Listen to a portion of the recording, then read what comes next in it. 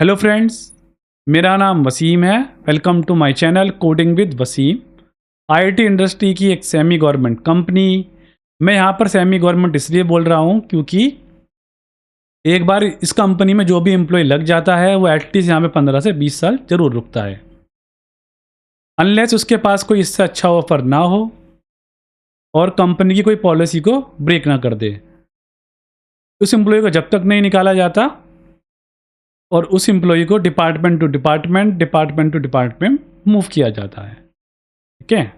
और इस कंपनी ने मास फायरिंग की है, जैसा कि आप लोग समझ गए होंगे। मैं यहाँ पे बात कर रहा हूँ उसी टीसीएस की जिसने 12 के एम्प्लॉय को ले ऑफ किया है।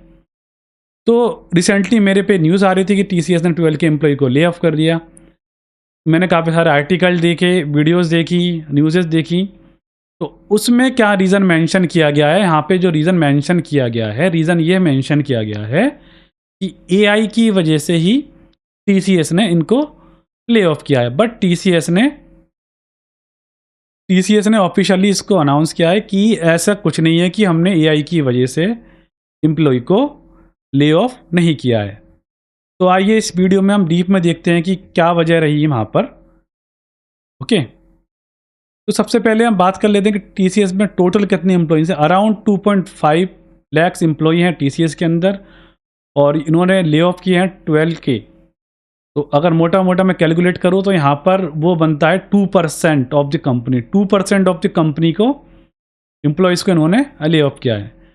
तो यहाँ पे जो मेन रीज़न है वो एआई नहीं है। तो यहाँ पे जो मेन रीज़न है वो है स्किल सेट। अब स्किल सेट को हम डीप में डिस्कस कर लेते हैं। सबसे पहले यहाँ पे हम बात कर लेते हैं कि ले ऑफ किन क्या हुआ है।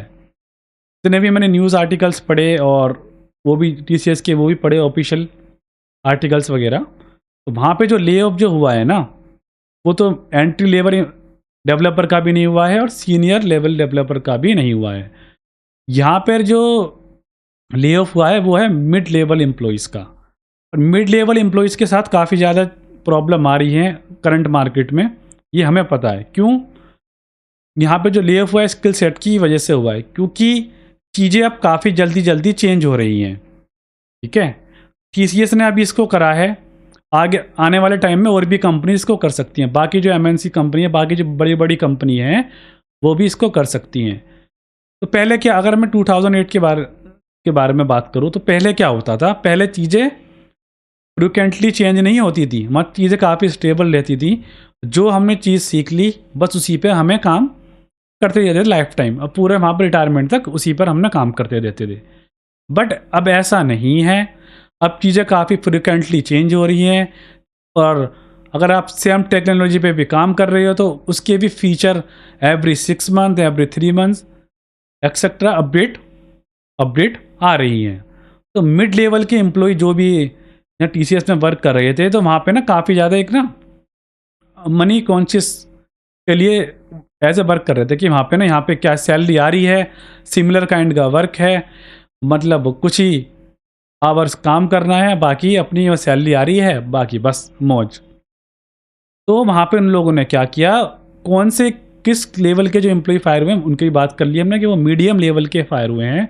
और मीडियम लेवल में से भी कौन से मोस्टली जो एम्प्लॉय हैं वो ले ऑफ हुए हैं, वो एम्प्लॉय हैं जो एक ही सेम टेक स्टैक पर काम कर रहे हैं। मान के चलिए कि मैं यहाँ पे टीसीएस में कोई बंदा लगा 2 साल पहले। 2 साल पहले उसने जो टेक्नोलॉजी ए नाम से सीखी, अब उसको 6 साल का एक्सपीरियंस हो गया, 5 या 6 साल का, और उसको अभी भी वो सेम टेक्नोलॉजी आती है। उसने इन आने वाले 4 सालों में कुछ नहीं सीखा जब उसने ज्वाइनिंग करने के बाद। तो मतलब जब भी वो जो 4 साल पहले वो जहाँ पे खड़ा था अभी भी वो वहीं पर है। तो मुझे सुनने में आया है, मेरे सोर्सेज से जो मुझे पता चला है, तो इस टाइप के एम्प्लॉयज़ को फायर किया गया है टीसीएस में। तो एक चीज़ मेक श्योर कर लेनी है कि इसे और भी कंपनीज भी आगे कर सकती हैं। और मिड लेवल एम्प्लॉय के साथ ये भी हो रहा है कि आप मान के चलिए कि आप जैसे फ्रंट एंड पे काम कर रहे हैं या किसी टेस्टिंग पे काम कर रहे हैं, तो ना तो उन्होंने कोई बैक एंड सीखा ना कोई सीखा, मतलब कुल मिला करके बात यही है कि आपने कोई टेक्नोलॉजी को अपग्रेड नहीं किया अपने अंदर। जो भी उनको कूल पीरियड मिला या जो भी बेंच पीरियड मिला, जब भी टाइम मिला, एंजॉय करने की बजाय अगर वो यहाँ पे लोग थोड़ा ध्यान देते कि हम थोड़ी स्किल अप कर लें, तो चीज़ें, आज की जो चीज़ें, ये जो चीज़ें हुई हैं, ये चीज़ें नहीं होती उनके साथ, ठीक है। मैं यहाँ पे सारे एम्प्लॉय की बात नहीं कर रहा हूँ। जो एम्प्लॉय मेहनत करते हैं, हार्ड वर्किंग है, चीज़ें सीख रहे हैं, चीज़ें सीखना चाहते हैं और डे टू डेट अपने आप को अपडेट रख रहे हैं, तो उन एम्प्लॉय को टीसीएस ने फायर नहीं किया है। मेरे, जैसा कि मैंने आपको बताया कि मेरे सोर्सेज से मुझे पता चला है, क्योंकि जो मेरे फ्रेंड सर्कल हैं, जो भी मैंने वहाँ पे बात की, फ्रेंड सर्कल हैं टीसीएस में काम कर रहे हैं, सीनियर लेवल पे, मिड लेवल पे, तो वहाँ पे यही पता चला है मुझे, ठीक है, उन्होंने बताया। तो यही है कि उन लोगों ने आपको अपने आप को स्किल सेट नहीं किया। अब मार्केट जो है काफ़ी जल्दी चेंज हो रही है, तो आप किसी एक टेक्नोलॉजी को ये नहीं कर सकते कि हाँ भाई, इसको मैंने पकड़ के चल रहा हूँ कि मैं आने वाले 10 साल या 20 साल मैंने इसमें सिक्योर कर लिए, ऐसा नहीं है। मार्केट फ्रिक्वेंटली चेंज हो रही है। तो 12 के जो एम्प्लॉई है एक बहुत बड़ा नंबर है, 12 के एम्प्लॉई काफ़ी ज़्यादा बड़ा नंबर है, ठीक है। अब इन सब चीज़ों से हम कैसे बच सकते हैं, ये भी हमें देखना है, क्योंकि मान के चलिए आप किसी और कंपनी में हैं या और किसी कंपनी में भी काम कर रहे हैं, तो अगर टीसीएस ने किया है तो और कंपनी भी इस काम को कर सकती हैं। तो उस चीज़ से कैसे बचा जा सकता है, तो सबसे पहले आपको एक्सप्लोर ये करना है किस टाइप के प्रोजेक्ट आपकी कंपनी में ज़्यादा हैं। फॉर लेट्स से टेक्नोलॉजी ए पे प्रोजेक्ट ज़्यादा है, आप वर्क कर रहे हैं, टेक्नोलॉजी ए पे कितने प्रोजेक्ट हैं, मान के चले हम 70% प्रोजेक्ट आपकी कंपनी में हैं, और आपको आती है टेक्नोलॉजी बी। टेक्नोलॉजी बी में 30% है, बट इसमें टेक्नोलॉजी बी में ना कोई स्क्रैच से प्रोजेक्ट नहीं बन रहे, क्योंकि ये टेक्नोलॉजी आउटडेटेड हो चुकी है, और इस पर जो भी प्रोजेक्ट चल रहे हैं उसके कंप्लीट होने के बाद कोई भी प्रोजेक्ट नहीं रहेगा आपके पास। तो इस सिचुएशन में आपको क्या करना है, जो टेक्नोलॉजी ए है वो भी आपको पैरेलली, आपको थोड़ा टाइम निकाल के वो सीखती रहनी है और स्किल अपग्रेड आपको करते रहना है। इस तरीके से मार्केट में कौन सी टेक्नोलॉजी चल रही है, और आपको चेक कर लेना है जो आपने टेक्नोलॉजी सीखी है वो आउटडेटेड तो नहीं हो चुकी है, कि आपको अप टू डेट करने की ज़रूरत है, ठीक है। इस तरीके से आप इन सब चीज़ों से बच सकते हैं। अब अगर मैं यहाँ पे एग्जांपल लूँ नोकिया का, तो नोकिया ने कीपैड वाले फ़ोन से एक टाइम पर पूरे मार्केट में उसी का राज था, आप बोल सकते हैं। पूरी मार्केट को उसने कैप्चर कर रखा था, सभी तरफ सभी के पास नोकिया फ़ोन मिलता था।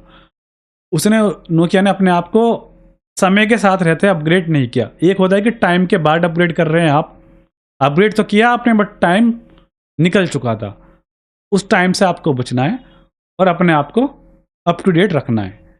तो नोकिया ने जब तक एंड्रॉयड लेके आए तो बाकी लोगों ने कहा कि नहीं आप विंडोज़ ले, हम नोकिया ने बोला कि हम पहले विंडोज़ लेकर आएंगे, बाकी लोगों की बात नहीं मानी, और जब तक वो एंड्रॉयड लेकर आए तब तक बाकी सारी ब्रांड्स मार्केट में आ चुकी थी, और वो उन सारी ब्रांड से मार्केट को कैप्चर कर लिया। तो काफ़ी ज़्यादा नोकिया का जो है डाउनफॉल हो गया, जो कि जिस कंपनी ने पूरी मार्केट को कैप्चर कर रखा था। तो हमें स्किल अप भी करते रहनी है, और स्किल अप हमें टाइमली करनी है। ये नहीं कि स्किल अप तो हम कर रहे हैं बट स्किल अप हमारा टाइम निकल गया। तो आप जहाँ भी जॉब कर रहे हैं, कुछ भी कर रहे हैं, तो वहाँ पे बिल्कुल भी आपको टेंशन लेने की ज़रूरत है नहीं है। आप एआई टूल्स, सबसे पहले तो मैं यहाँ पे मेंशन करना चाहूँगा, एआई ज़रूर सीखें, आप एआई को ज़रूर सीखें। और मैं भी कोशिश करूँगा कि रिएक्ट की सीरीज़ पूरी होने के बाद, हमारी जो रिएक्ट की सीरीज ऑनगोइंग सीरीज चल रही है, उसके पूरे होने के बाद हम इंटरव्यू क्वेश्चन को कवर करें, और इंटरव्यू क्वेश्चन कवर करने के बाद हम एआई का यूज़ करना सीखें, या हम कैसे एआई का यूज़ कर सकते हैं। बट उससे पहले कोई भी ना नई टेक्नोलॉजी को सीखने से पहले आपको जो भी टेक्नोलॉजी है उसको भी मेक श्योर कर लेना है कि आपको वो टेक्नोलॉजी अच्छे से आती है। मान के चलिए कि मेरे पास बी टेक्नोलॉजी की नॉलेज है, वो है बिगनर लेवल पे है, तो उसको सबसे पहले मुझे एक्सपेंड करना पड़ेगा, उसमें डीप डाइव करना पड़ेगा। तो मैं उसको इंटरमीडिएट लेवल पे लेके जाऊंगा, फिर उसके बाद में कोई नई टेक्नोलॉजी सीखूंगा, क्योंकि टेक्नोलॉजी स्विच करना कोई ज़्यादा ऐसा नहीं है कि इसमें कोई रॉकेट साइंस है, इसमें ईजिली स्विच कर सकते हैं। बट मेक श्योर ये कर लेना कि आपको एक टेक्नोलॉजी की डीप डाइव नॉलेज होनी चाहिए। तो इन सब चीज़ों से इस तरीके से आप बच सकते हैं, ठीक है। और आपको मेक श्योर कर लेना कि जब भी आप, जैसे देखिए, मान के चलिए कि आप बेंच पर हैं, ज़्यादातर जो एम्प्लॉय, सबसे पहले जो तलवार जो लटकती है ना, जिनके गले में लटकती है, जो एम्प्लॉय बेंच पर होते हैं। जब भी आप बेंच पर हो, सबसे पहले तो आप side by side skill update करेंगे आपको, तो ये मेक श्योर कर लेना है, ठीक है। और क्या करना है आप लोगों को ये भी मेक श्योर कर लेना है कि आपको ना जो भी आपके अपर लेवल हैं, अपर लेवल में हैं जितने भी बंदे हैं, जितने भी बंदे हैं ना, उनके कांटेक्ट में रहना है। उनको पर्टिकुलर मेल करना है कि सर मैं बेंच पर हूँ, मुझे उसकी अपॉर्चुनिटी, मुझे प्रोजेक्ट की अपॉर्चुनिटी चाहिए, मुझे इंटरव्यू चाहिए, मेरा इंटरव्यू शेड्यूल करा दीजिए। तो जिन लोगों को नहीं पता, मैं आपको बता दूं, जब भी आप किसी एमएनसी कंपनी में काम करते हैं, एक प्रोजेक्ट कंप्लीट होने के बाद आप बेंच पर चले जाते हैं। बहुत ही रेयर चांसेस में होता है कि आपको दूसरे प्रोजेक्ट पे मूव किया जाता है। पहले आप बेंच पे जाते हैं, आपको फिर से इंटरव्यू देना होता है, और उसके बाद आप दूसरे प्रोजेक्ट पे मूव होते हैं। क्योंकि हर प्रोजेक्ट का क्लाइंट डिफरेंट होता है। अगर आपका सेम क्लाइंट होता है तो आपको दोबारा से इंटरव्यू देने की ज़रूरत नहीं पड़ती है, बहुत से केसेस में देने की ज़रूरत भी पड़ती है। बट आपके डिफरेंट क्लाइंट होते हैं तो आपको दोबारा से फिर से आपको इंटरव्यू देना होता है, ठीक है। तो उस केस में आपको फॉलोअप करना है। और अपार्ट फ्रॉम लाइक आप टेस्टर है, कोडिंग के अलावा भी आपको अपनी ऑर्गेनाइजेशन में कंट्रीब्यूट करना है, ताकि लोग आपको अपनी फेस वैल्यू बनाने, फेस वैल्यू कैसे बनाने, लोग आपको जाने। लाइक आप मीडियम लेवल के डेवलपर हैं तो मैं मान के चल रहा हूँ आपके 5 to 6 ईयर एक्सपीरियंस होगा, तो आप कंपनी के इंटरव्यू लेने में कंट्रीब्यूशन दें। और जो भी कंपनी में लाइक टैक्स सेशंस लें, आप टैक्स सेशंस लेंगे तो उससे क्या होगा कि अपर लेवल के मैनेजमेंट आपको जानेगा। जैसे ही आपके पास प्रोजेक्ट नहीं होगा तो आप उन लोगों को पिंग करेंगे, मेल करेंगे, जैसे भी करेंगे, तो वो उन लोगों की आप नज़रों में रहेंगे। हाँ भी ये बंदा अच्छा डेवलपर है, ये टैक्सेशन भी लेता है, ये कंपनी के इंटरव्यू लेने में भी कंट्रीब्यूशन कर रहा है। तो इस तरीके से आप ले ऑफ होने से बच सकते हैं। ये तो बात हो गई मीडियम लेवल एम्प्लॉय की। अब बात कर रहे थे एंट्री लेवल एम्प्लॉय की। तो एंट्री लेवल एम्प्लॉय को साथ में साथ कोडिंग भी सीखनी है, बट चैट जीपीटी या को-पायलट वगैरह पर इतना ज़्यादा डिपेंडेंट नहीं होना है कि सारे के सारी कोडिंग बिना उसके आप किए नहीं पा रहे हैं। मैंने जितने भी इंटरव्यू लिए हैं उसमें से 20% पीपल ऐसे आते हैं कि वो ये बोलते हैं कि सर मैं तो चैट जीपीटी से ही कर पाऊँगा, बिना चैट जीपीटी के नहीं कर पाऊँगा। तो ये लगा सकते हैं, बिना गूगल किए नहीं कर पाऊँगा। तो एटलीस्ट आपको एटलीस्ट बेसिक नॉलेज तो होनी चाहिए ना। अगर आपका बेसिक नॉलेज है नहीं है कि यहाँ पर हमें ए लिखना है या बी लिखना है विदाउट चैट जीपीटी के आप नहीं कर पा रहे हैं, तो ये एक चिंता करने वाली बात है। तो आप कोई बात नहीं, आप अपनी स्किल्स पे वर्क कीजिए।